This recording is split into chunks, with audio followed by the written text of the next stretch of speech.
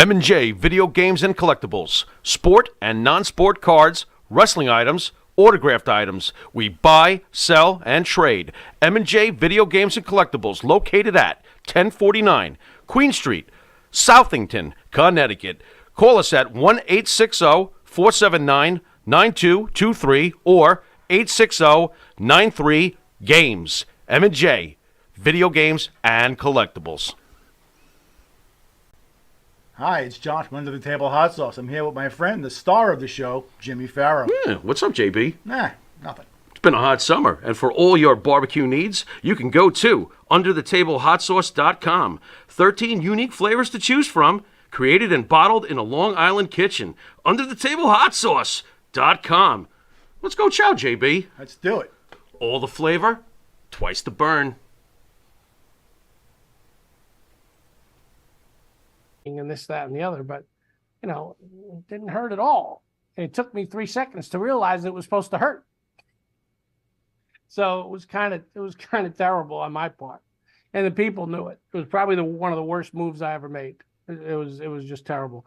But I hadn't really thought about that until this happened. That the first guy I ever took a bump for in the business was Sika.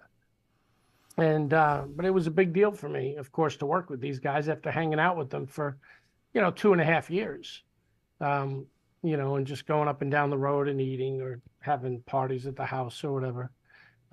So yeah, it was a kind of big deal. And, these guys didn't have to take me into their, people always ask me because of the Bruno book, and everything I did with Bruno, why you? Well, look, I don't even know why with the Samoans, I mean, who knows why somebody likes somebody? And, quite honestly, I didn't get along with the Giant at all. And there's people that tell you the Giant's great. Other people tell you the Giant just didn't like certain people. I happen to be one of them. I don't know. I had no desire to be around him, and he certainly had no desire to be around me. Well, not to break off into the Giant, but we never heard this story, that Jimmy's taking it from here. How did you know you didn't like that the Giant didn't like you, and like how did that happen? Like when were you aware that happened? I guess I had a match with Terry Taylor, I guess. And, first of all, I was a New York State Athletic Commission referee, and we were not looked upon well anyway by these people. And I'm not sure if he knew my connection to the Samoans or not, but Terry was trying to talk to me, and it was clear that, he didn't want him to talk to me. And Terry eventually just said, thank you, and left. And, from there, we never spoke. But it really had nothing to do with him. He wasn't even in the match.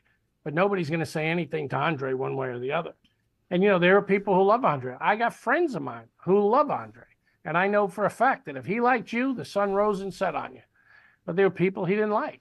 There was no point in this where, again, I know you said No, you didn't talk to him, but did you no. ever think to yourself, like, I got to find out why he doesn't like me? No. He's just not that type of guy. If he didn't like you, I saw him yell at the Sheik one night, and, he certainly didn't like the Iron Sheik. And, who knows what the reason is. But quite honestly, I didn't know anybody else that didn't like the Sheik.